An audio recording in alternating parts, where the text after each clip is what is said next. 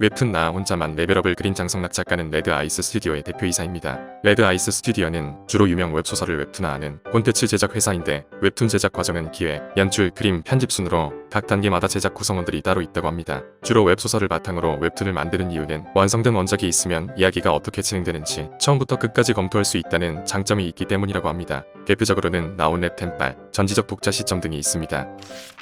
웹툰 나온랩에서 본래 각색을 담당했던 기소령 작가는 논란으로 인해 2019년 11월 14일 연재분부터 작가란에서 배제되었습니다. 기소령 작가는 과거 자신의 블로그를 통해 우리나라 사람들은 왜 독도가 한국 땅인지도 모르고 박박 우기기만 하냐, 독도는 한국 땅인지 일본 땅인지 불분명하다라는 글을 적었습니다. 이 밖에도 기소령 작가는 일반인 여성 여고생의 외모를 품평하는 글을 적었다는 사실이 밝혀지면서 기소령 작가의 신작이었던 웹툰 EXP는 네이버 웹툰에서 연재가 중단당했고 웹툰 나온랩에서도 작가란에서 배제되었습니다. 미국 온라인 청원 사이트에는 나온랩을 애니메이션으로 만들어 달라는 청원에 무려 17만 명이나 동의했다고 합니다. 미국 독자들은 이 훌륭한 만화를 애니메이션으로 만들지 않는 이유를 모르겠다. 내 인생 만화 10위 안에 드는 작품이다. 노벨상을 줘야 한다. 와 같은 반응을 보였습니다. 이 밖에도 국내 누적 조회수는 5억 3천 뷰를 넘겼고 일본, 미국, 중국의 웹툰 플랫폼에서 랭킹 상위권을 차지하고 있으며 특히 세계 최고의 만화 강국인 일본에서 나온랩을 보기 위해 하루 1억 원의 결제가 이뤄지고 있고 하루에 110만 명이 열람하고 있다고 합니다. 참고로 포털 사이트에 나 혼자만 레벨업을 검색하면 연관 검색어로 나 혼자만 레벨업 같은 웹툰이 나올 정도입니다.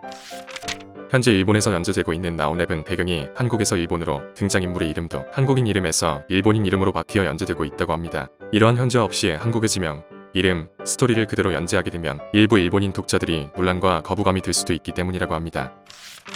웹툰 나온랩은 원작 소설을 각색해서 만들어진 작품이다 보니 원작과 웹툰과의 차이점이 있습니다. 대표적으로 원작 소설에서 주인공 이외의 등장인물의 경우에는 주인공의 강함을 강조해주는 역할을 빼면 사실상 스토리에 지장이 없을 정도로 하는 일이 거의 없지만 웹툰에서는 주인공 이외의 인물도 충분히 활약하는 장면을 볼 수 있습니다.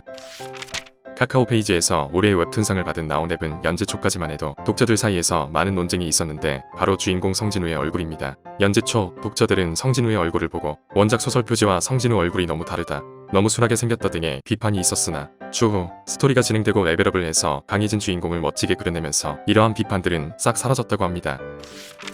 웹툰 나온랩은 매화 유료 결제가 아깝지 않을 정도로 많은 분량으로 유명합니다. 보통 다른 웹툰들은 평균 70에서 80컷의 분량을 가지고 있는 반면 나온랩은 기본 100컷 액션씬일 경우 적게는 120컷에서 130컷, 많게는 160컷 정도는 가뿐히 뛰어넘는다고 합니다. 오늘은 대한민국 최상의 작화력과 이상적인 주인공 먼치킨 스토리로 지금까지 누적 조회수 5억 뷰를 넘긴 대한민국을 대표하는 웹툰 나 혼자만 레벨업에 관한 흥미로운 이야기였습니다. 재밌게 보셨다면 좋아요와 구독을 부탁드립니다. 시청해주셔서 감사합니다.